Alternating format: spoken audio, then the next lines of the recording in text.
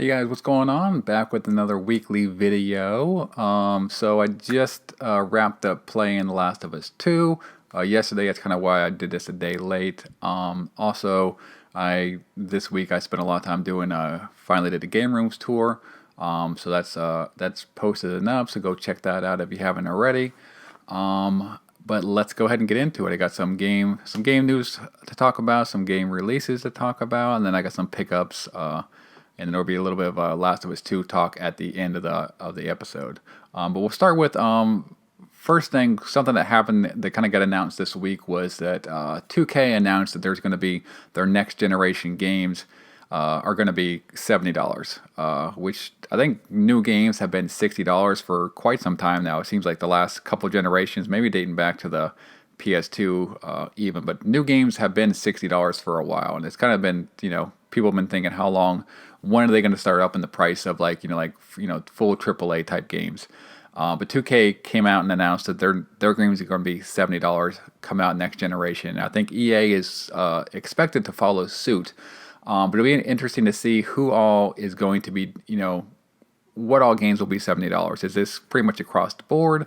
Also, like something for like 2K, which 2K seems to have like a lot of microtransactions. It's kind of a little bit interesting that they're upping the price on their game, and while they're still probably going to have microtransactions, but we'll see what goes on just in probably in the next couple months as far as games get announced and we start seeing some more pricing. But also, I mean, I'm just curious how this will affect people's decision to get the new console. If people are going to lay off a little bit as far as like, knowing that the games are going to be more expensive, are you really happy with your current generation, or are you going to be, is this going to affect when you jump into the next generation? Or I'm also curious as just how it will affect just new game purchases. Like how many people will affect when people buy the new games? Are people going to say you get that next generation console, or are you still going to wait maybe a couple months until it gets a price drop now, or are you still going to be buying games on day one as you are currently? But it's be interesting to see how that plays out and just how it affects people's thought processes going forward. Something else that kind of happened, if you watch like the game room tour, and I've kind of spoke about this stuff before, I've really enjoyed the Analogue products. I have the Analogue Mega SG, which is the Sega Genesis version of Analogue, and I got the Analogue Super NT, but I missed out on the NES version. They kind of did another run of the Analogue for the NES. It's called the Analogue Nt Mini Noir. Back in February, and I pre-ordered that. It was $500, but it was supposed to drop this month. I've been really excited about that. I've actually been holding off on playing any NES games until that comes out, because I just feel that that's a much better experience playing on the Analog. I hate to say it, but I'd much prefer those over the original consoles, which is like sacrilege for me to say, but it's the truth. So I'm just being honest with you, and I was really anticipating that coming out, but they announced in a couple tweets this week. It seems like one tweet they came out and said that, hey, great news. There's a bunch of extra features that the Nt Mini Noir is going to have. And then it seems like, I don't know how far apart these tweets were, but it seemed like they were back-to-back tweets. It could have been spaced out a couple days. I didn't check the posting of it. But then their follow-up tweet seemed to be that they say, hey, heads up, it's not going to ship out in July, which it was supposed to ship out this month. It's not going to ship out in July. There's been some, just issues going on in the world. It's going to be held up until November of 2020. I think they also said that if you have a pre-order, they'll allow you to cancel with a refund, which will be interesting to see if that actually, because they were sold out. So it'll be interesting to see if that means that they're actually going to have open pre-orders again for those ones that they weren't. So just keep an eye on that. If you missed the pre-order and it's sold out and you are still interested, then they may open up more. Be something that if I see that they have, I will definitely talk about it on here. But they will probably be pretty quick as far as like when they sell out, because I think that the original pre-order only lasted a couple days until they sold out. But it does really suck that they're delaying it. I looked at some of the features that they have, and none of them seem like very groundbreaking to me. It just seems like, I mean, I'm just worried. I just like the way that they run in general. But there was some. You may want to go check it out if you're lined up for your pre-order, because there are some stuff that may be interesting to you. But that does suck that we're going to have to wait till November for that. Also, I think for the Analog Pocket was supposed to come out this year, and I think the anticipations is now that the this console is delayed, that they're probably going to delay the Pocket, because they haven't even started pre-orders for that. But like I said, that was supposed to be released in 2020. That's probably going to be 2021 now. So just keep an eye out for that.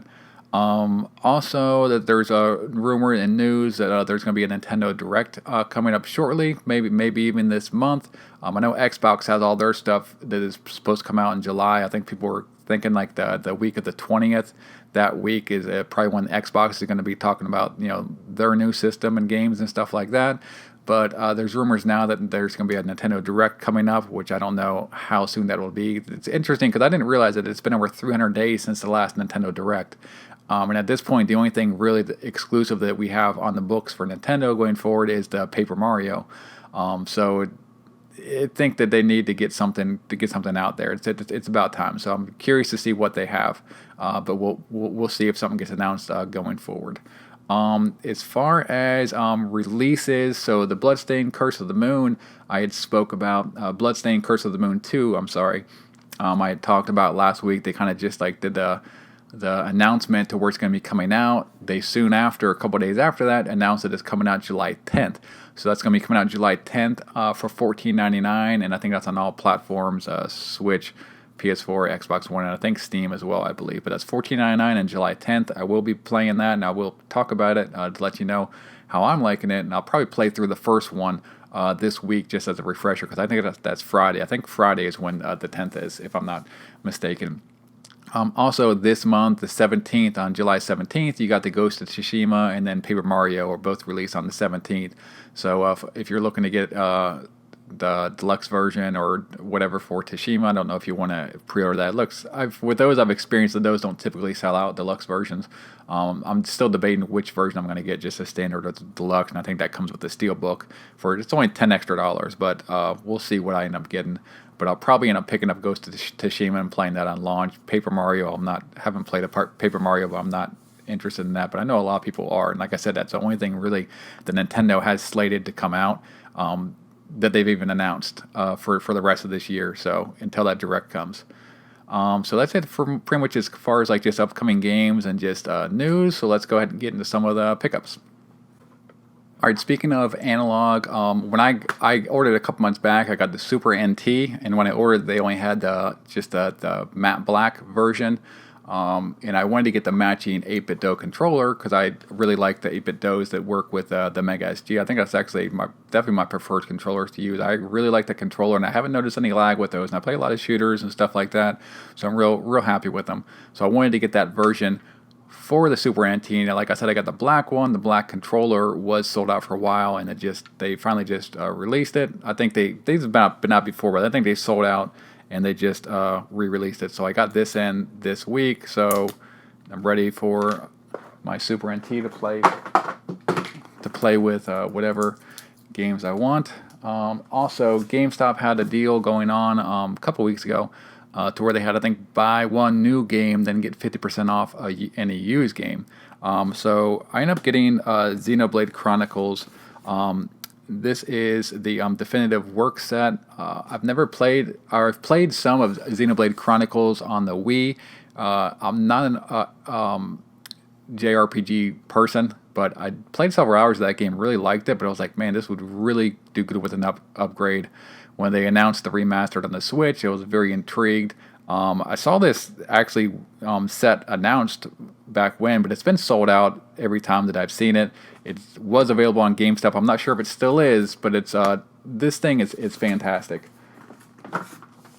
It comes with the game, the remastered version, and also this art book. And this art book is, I mean, it's like an 8x10, I want to say, or pretty close to, but it's like 250 plus pages. And it is, I mean, it's gorgeous. It is really nice big pages. If you're a fan of that game or that series, I think it's definitely something you'd want to look into getting. I am going to give this game a try. As far as like I said, I don't typically play JRPGs. This is one that has always interested me. I played some on the Wii, really liked it. I'm going to give it a go. I don't know how far up I'm moving on my actually backlog list, but I'm definitely going to give this a go and see if I can actually make it through it. The only problem is that it's like I think from my understanding, like a 100-hour game, so we'll see how far I get. But that was the new game that I had gotten. And then the used game I got was actually Mega Man on the NES. So I have Mega Man 2, 3, and 4 on the NES. I've needed this one for a while, but this one has gone up there in price. I want to say that this was listed at 65 or 70, but it ended up being 50% off.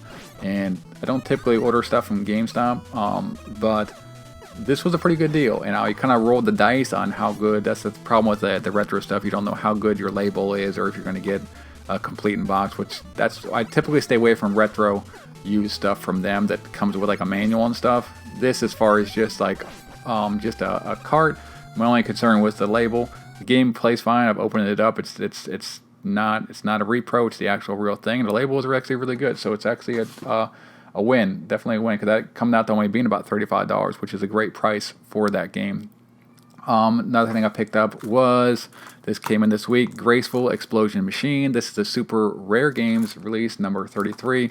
This is a horizontal shooter. It's a very, very, very colorful game, and just like unique play where there's a lot of like score based as far as like chaining your kills and stuff like that. But ordered that. I haven't got a game from Super Rare Games in a while, but now I've ordered like, I want to say like 3 pretty much in a row, or 3 pretty much close together. So they've had some titles come out of late that I've actually really enjoyed. Next up is I got Cloudmaster on the Sega Master System. This is a pretty good horizontal scrolling shooter. I'm trying to get as many shooters on the Master System as I can. There are some pretty solid ones on there, and maybe one day I'll do a video talking about those games. Next up is Ninja Gaiden on the Game Gear. Since I got the Analogue Mega SG, and I got the adapters with the Game Gear, I just have really loved playing Game Gear games. So this is a big win. And that's a pretty good game. It's its own unique Ninja Gaiden game. So it's just your standard 2D action platformer. This is something that I'd been waiting on for several weeks. So these are from Custom Game Cases, I believe. So they just started making Game Gear cases.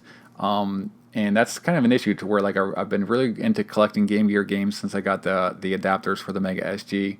But I just, they're such, just storing them like this. I put them in like a baseball card box, and I know there's different ways to store them or just display them, but I kind of wanted a solid case option. And these I got basically for Streets of Rage 1 and 2. I just ordered 2 to try them out. These are only $4.25 a piece, which is not bad considering that the quality of this case and the cover art with it is really good. And it has your manual slot in there, and basically just snaps in and out, and these are extremely good. I'm definitely happy with them. I only ordered 2 because I wanted to check them out to see how much I like them, and I love them. So they have a purple and black option for the Game Gear. They also do a lot of other games, which I may try to get some other ones as far as Game Boy Advances and stuff like that, but I could not be happier with the quality of these. For the price, I think it's really good. The only downside is that they seem to be a very small company, and I think they were backed up as far as COVID for just shipping and stuff.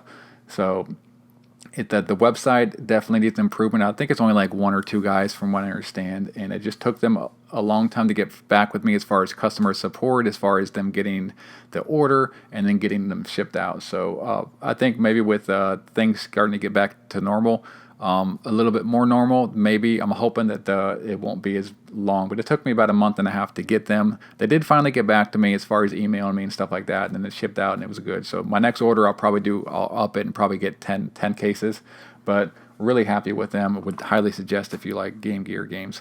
Another one up, this is an eBay purchase, is DJ Boy. This is an early Genesis game. I ended up picking this up off eBay, got it complete. It goes for like complete is around like mid to low 20s is what I got that for.